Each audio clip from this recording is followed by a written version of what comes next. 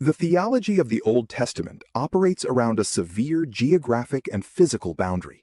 On one side is the chaotic reality of human failure. On the other, an intense concentration of divine purity. The text establishes a strict protocol for this boundary. Direct, unshielded contact with infinite holiness is lethal to sinful humanity. When Israel arrived at the base of Mount Sinai, the physical phenomena of the smoke, the intense fire, and the sound of trumpets forced the camp to recognize their total incompatibility with the presence descending upon the mountain. Looking at the typographic layout of Exodus 20, the reaction of the people is entirely rational. They tell Moses, "You speak to us, and we will listen, but do not let God speak to us." Their demand is driven by a precise fear of death. The survival of the nation required a solution. They needed an interface, a specifically designated individual who could cross the lethal boundary and broker communication between the two realms. The life, name, and limitations of Moses formed a precise typological blueprint for the final mediator, Jesus Christ. The construction of this blueprint began decades before the events at Sinai, deep within the Egyptian Empire. The name Moshe carries two etymological roots. On the left, Hebrew masha, to draw out. He was drawn from the Nile, yet became the active deliverer who drew a nation from bondage.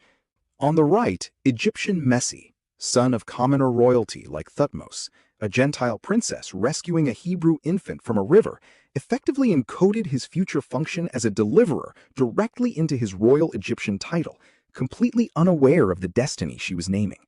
Yet, as the writer of Hebrews observes centuries later, Moses ultimately rejected the right side of that etymological tree. He explicitly refused to retain his status as the son of Pharaoh's daughter. He was positioned at the absolute apex of the ancient world's most powerful civilization. Possessing every metric of wealth and security, he voluntarily discarded it to associate himself with a subjugated class of enslaved laborers. By choosing the slave pits over the palace, Moses established a pattern of voluntary descent. This choice, exchanging the highest possible status for the lowest, parallels the core logic of the incarnation. That pattern of representation leads directly back to the harsh geography of Sinai. When the people recoil in terror, Moses is the sole figure who ascends the rock face. Returning to our schematic, Moses ascends past the lethal boundary. Exodus 33 describes the profound intimacy of this access, stating, "The Lord spoke to Moses face to face." Yet God simultaneously issues an absolute limitation: "Man shall not see me and live." How does a human being survive a face-to-face encounter while remaining strictly shielded from the lethal intensity of the divine presence? That specific tension, possessing extreme access while requiring necessary shielding, is the structural definition of the mediator's office. A mediator stands in the middle. They endure the proximity the general populace cannot bear, absorb the communication, and translate incomprehensible holiness into terms the people can actually survive receiving. This is exactly how the ancient world understood his role. Writing in the 1st century BC, the Jewish philosopher Philo of Alexandria categorized Moses as the ideal mediator, the indispensable human interface for the divine. The interaction at Sinai cemented a permanent axiom in biblical theology.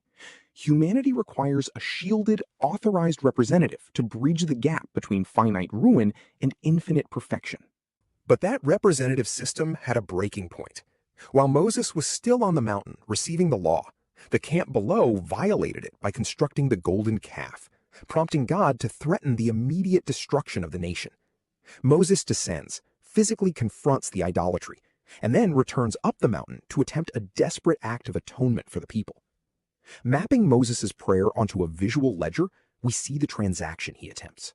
He asks God to forgive the people, adding a severe condition: "If not, please blot me out of your book."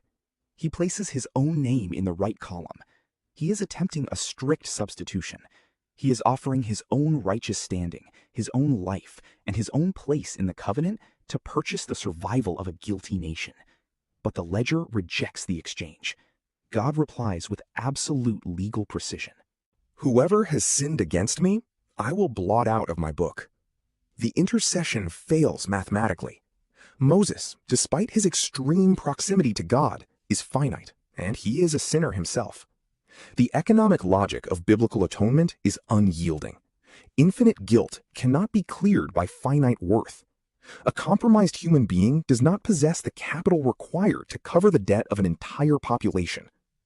The Apostle Paul articulates the same impossible impulse in Romans 9, wishing he could be accursed to save his people. Both men lacked the standing to execute this exchange, but Galatians states Christ cleared the ledger, redeeming us by becoming a curse for us. Christ succeeded because his sacrifice possessed the precise mechanics required, the necessary human nature to stand in for the people, and the sinless, infinite worth to actually finalize the transaction. The crisis of the golden calf proved that human intercession has a hard limit. Moses was an authorized mediator, but his failure to atone exposed the absolute necessity for a structurally superior substitute. Moses understood this limitation perfectly. Before his death, he explicitly told the nation that his role was not the final iteration of the office. Tracking this chronologically on a timeline, we start with Deuteronomy 18. Here, Moses delivers a highly specific prophecy to Israel. He tells them that the Lord will raise up a prophet like me from among you, from your brothers. He promises a successor who will carry the same mediatorial architecture, but fulfill it permanently. This promise was not forgotten. Moving forward to the Second Temple period, we find intense anticipation for this exact figure among groups like the Essenes in the desert of Qumran. Their foundational documents, preserved in the Dead Sea Scrolls, show that their theological expectations were actively anchored to this prophecy. The Community Rule document explicitly lists the arrival of the prophet like Moses as a distinct, heavily awaited event alongside the coming of the Messiah. It was a required piece of their eschatology. And when the early church emerged, they immediately applied this exact textual architecture to Jesus. In Acts 3, the Apostle Peter quotes Deuteronomy 18 word for word, presenting Jesus as the direct fulfillment of Moses' promise. Across multiple millennia, from the wilderness of Sinai to the scrolls of Qumran to the streets of Jerusalem, the life and office of Moses were universally recognized as a predictive model waiting to be completed. Organizing this into a two-column matrix maps the theological data exactly as it appears in the letter to the Hebrews. Moses was perfectly faithful as a servant operating within God's house, but Christ is faithful as a son operating over God's house. This shift from servant to son marks a transition from delegated authority to inherent ontological status. Moses established the parameters: his descent from Egyptian royalty, his solitary ascent into the lethal holiness of Sinai, and his agonizing inability to atone for a broken people. All of it combined to cast a highly specific shadow. But the shadow is ultimately replaced by the substance.